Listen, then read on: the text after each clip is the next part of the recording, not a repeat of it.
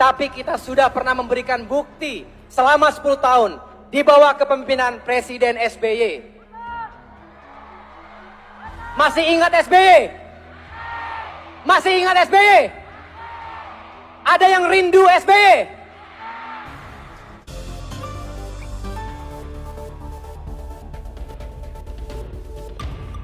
Saya suka geli sendiri kalau Pak SBY yang sudah sepuh masih harus turun gunung untuk melindungi partai yang dibangunnya sejak awal, yaitu Partai Demokrat. Pak SBY pasti tahu kalau pemilu tahun 2024 nanti adalah laga hidup dan matinya Partai Demokrat. Sejak 2014, perolehan suara Partai Demokrat terus anjlok sampai ke titik nadirnya. Kita coba bongkar dulu portofolio Partai Demokrat. Tahun 2009 adalah tahun keemasan Partai Demokrat. Dengan modal wajah gantengnya SBY sebagai incumbent yang memenuhi baliho di seluruh Indonesia, juga iklan-iklan di stasiun televisi, suara Partai Demokrat melejit sampai 20%, meninggalkan Partai Golkar yang mengandalkan Yusuf Kalla dan PDI Perjuangan yang mengandalkan Megawati. Partai Demokrat pada tahun 2009 lalu benar-benar berpesta pora sampai lupa diri, dan akhirnya ramai-ramai elit partainya terjerat kasus korupsi.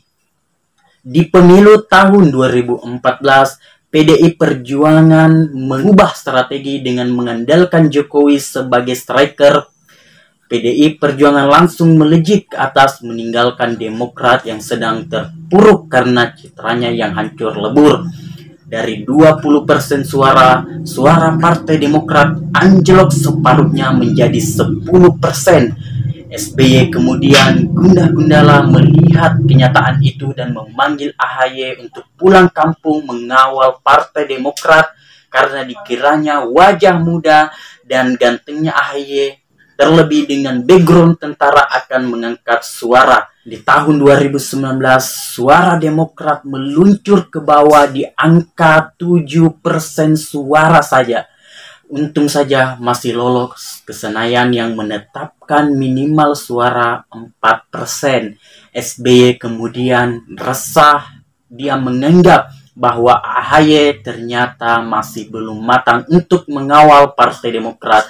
Maka sebagai bapak yang baik dan bijaksana, beliau pun turun gunung untuk kembali mengawal Partai Demokrat.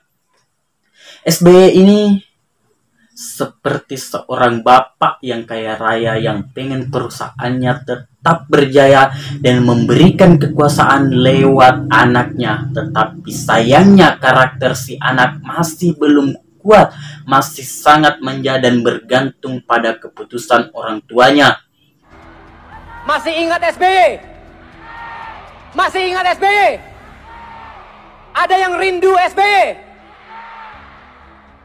Kita rindu kebijakan-kebijakan yang pro rakyat, yang membantu rakyat kecil, yang mengurangi kemiskinan, mengurangi pengangguran, meningkatkan pendidikan, kesehatan, dan kesejahteraan rakyat. Betul?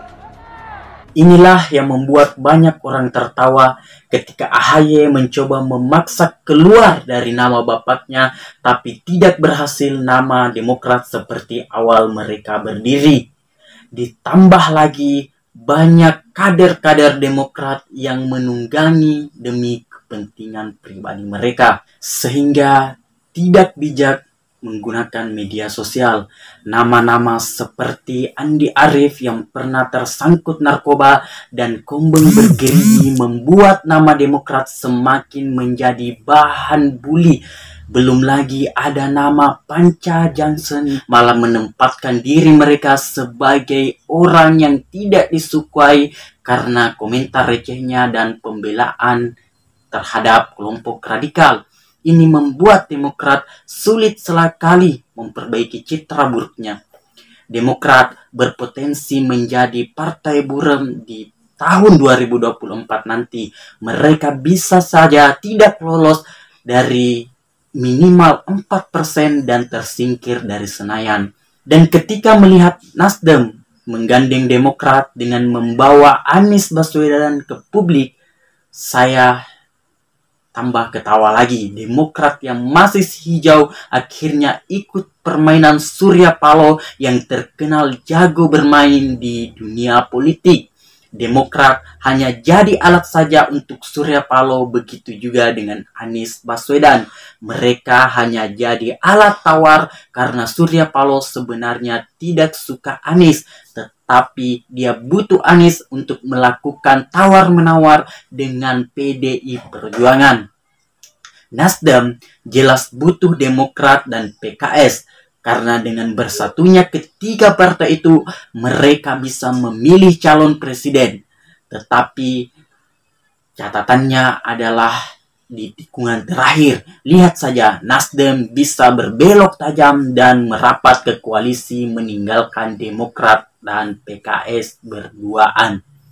Akhirnya, Demokrat kembali gigit jari dan Abul Muafiq ialah aku Amitari. Assalamualaikum warahmatullahi wabarakatuh.